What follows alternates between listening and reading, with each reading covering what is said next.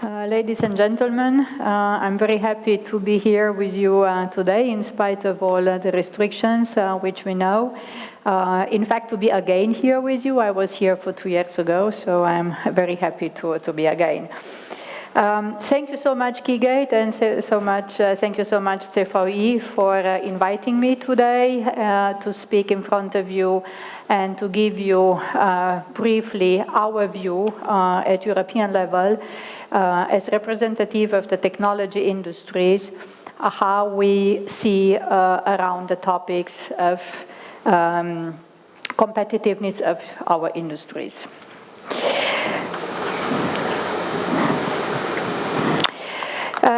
We are in a context, in a political context, which we all know, pretty unfavorable for the industry in Europe, during to a very often unlevel playing field. Also, we face a political situation which is pretty unstable, and it's very unpredictable, and this is never good for the business. But we have also positive signs. We have a European Commission which is new and which has very high ambitions when it comes to Europe. They really work hard to create the political frame for Europe to strive for more. And we have also a technology disruption around us, which creates a lot of new opportunity and especially brings for us visions for new business models based on data and on digitization.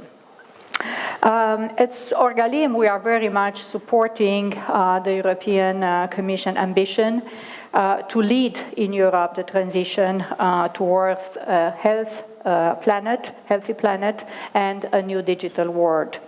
And at the same time, upgrading our unique social model, the social market economy, and create all the frameworks for our resources to be fit for this ambition.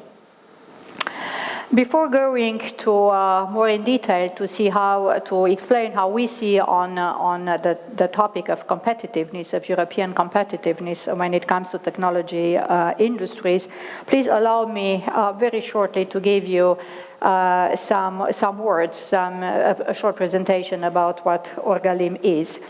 So we represent 3 major industries in Europe. It's the electrical, electronic, and information technology. It's the mechanical engineering, and it's the metalworking engineering. So all in all, we have directly 11 million people working in these industries and creating 1/3 of the European export. The backbone of our industries are small, mid-sized companies, but we have also big international companies. We are gathering more than 40 associations in our organization, so we have a very large and deep knowledge when it comes to different technologies.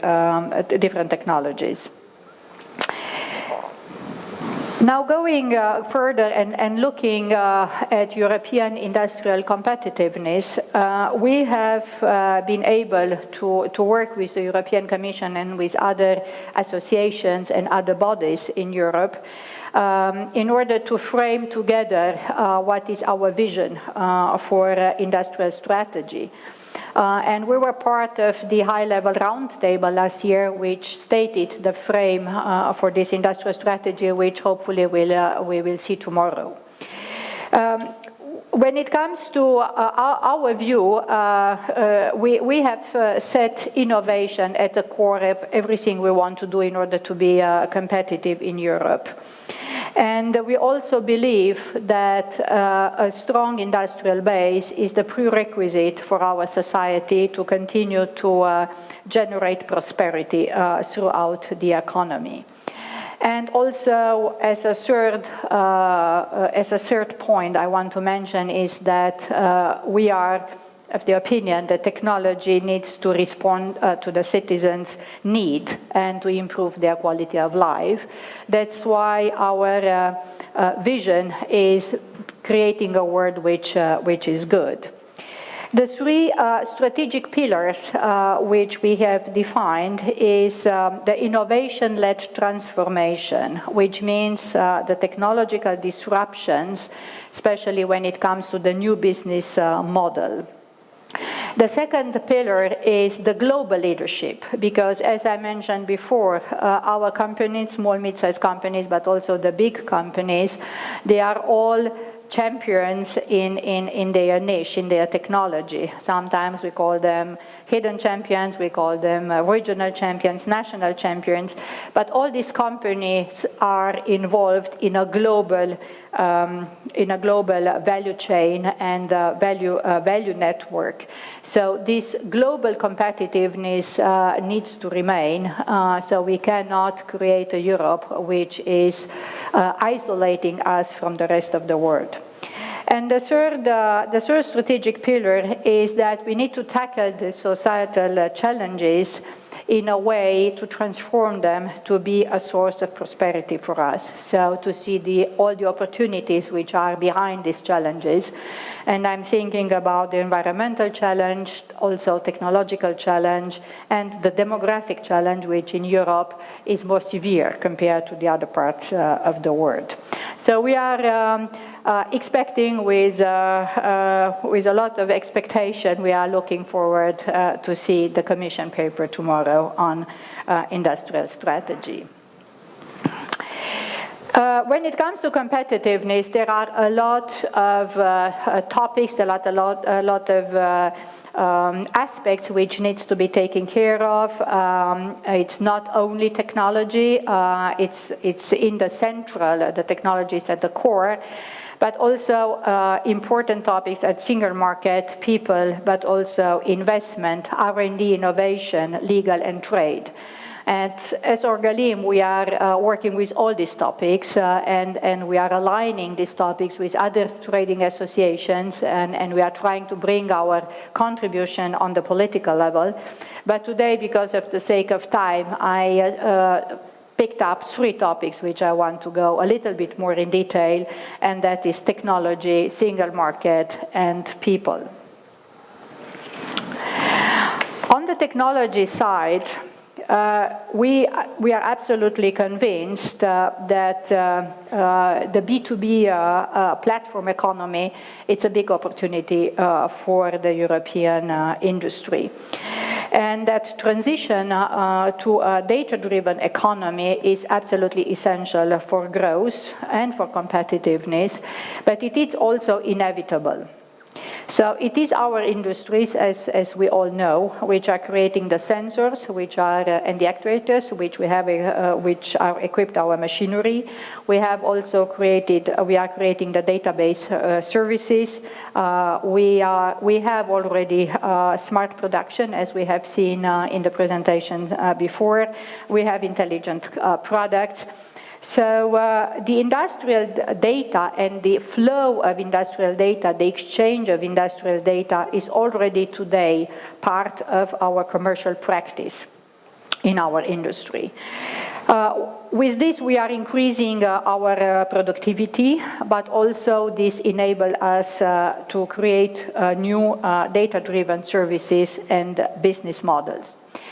The topic or the aspect which I want to highlight here is how different the dynamics in B2B are compared to B2C. So in the B2B world, trust is the main component. So in order to share the data in a safe and secure method, we need to make sure that there is interoperability so that we don't have barriers, so that we reduce the barriers when it comes to data sharing. But also we need to understand and to accept that we are part of very complex value chains.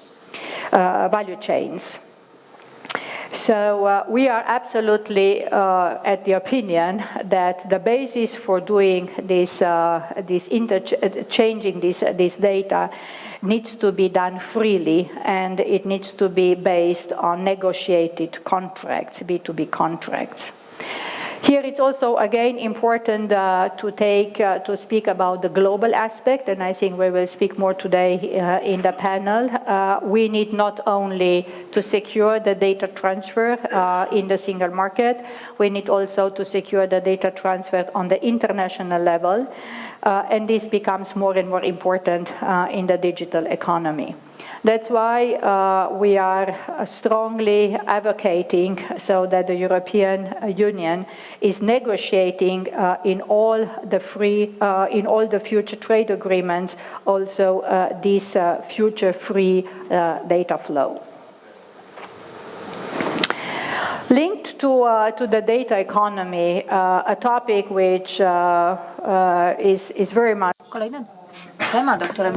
in the society is the topic about the industrial artificial intelligence, or the topic about the artificial intelligence, broadly speaking. We believe that the artificial intelligence is a very powerful enabler for our industries, and today 75% of the value created by artificial intelligence is attributed to the B2B. So this technology is absolutely crucial for our development, for our growth, and for our competitiveness. And again, I want to highlight the difference between the B2B and the B2C models and the dynamics which are very different.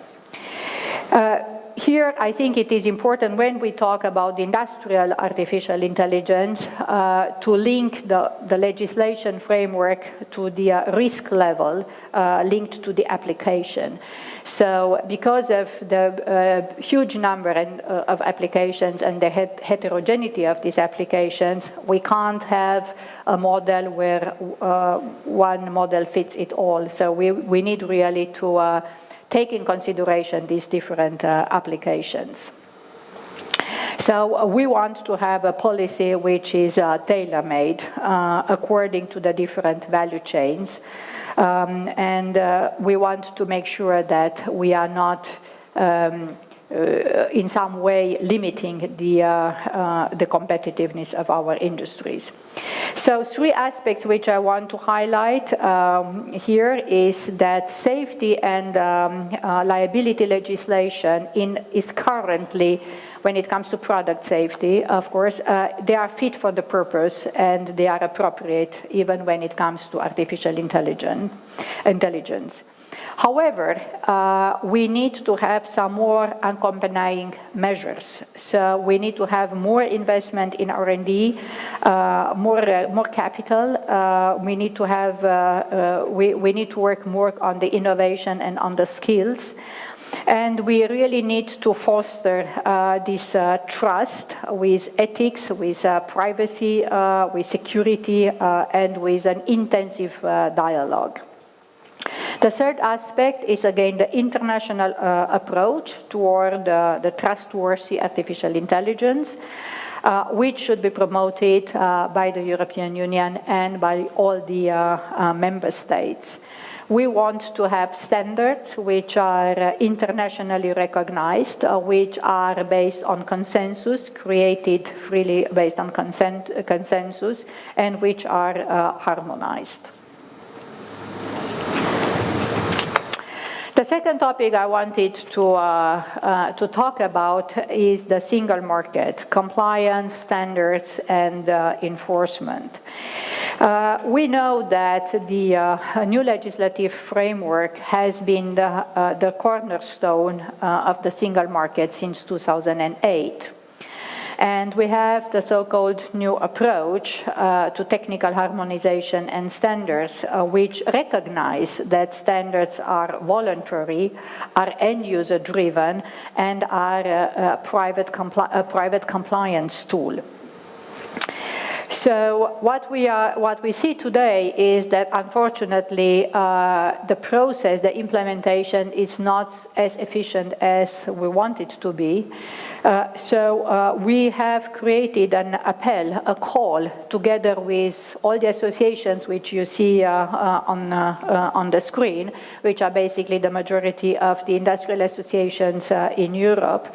And this call is for an independent assessment of the current interpretation of the regulation affecting the citation of harmonized standards, because we need very fast to improve the governance and effectiveness of the system.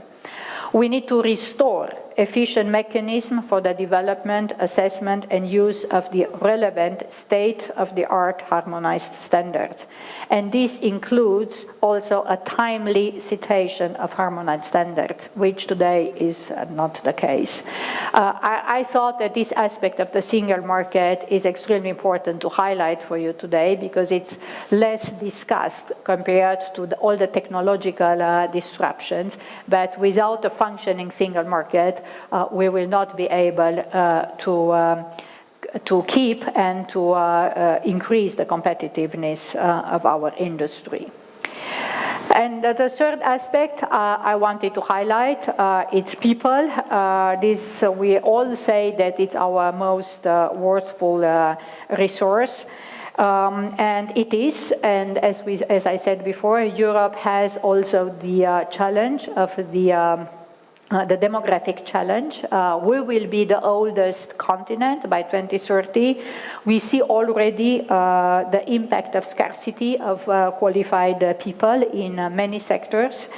So there are a lot of programs everywhere, and I just wanted to highlight some of the local programs, national programs, which countries and local associations are doing.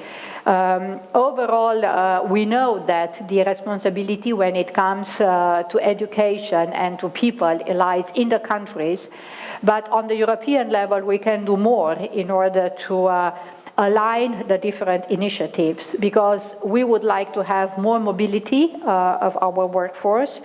For this, we need to have a comparability of the experience and of the qualification in a much higher degree than what we have today. We need to simplify the system so that people can move more simple across the borders. Another topic which for me, because of natural reasons, is very important, it's closing the gap, the gender gap, especially when it comes to digital and to entrepreneurship.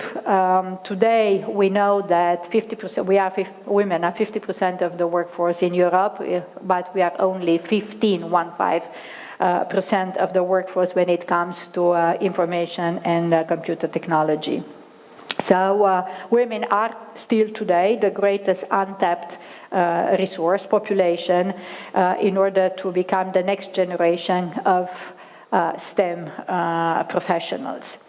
And here, beside all the programs and all the very good initiatives which are ongoing and which needs to be accelerated, I just want, from my personal experience, to say that one of the barriers which we still feel today is in terms of self-perception, how we perceive ourselves, how the STEM professions are perceived generally, and there is still a lot of stereotyping embedded in the socialization process. And then, of course, we would need more role models.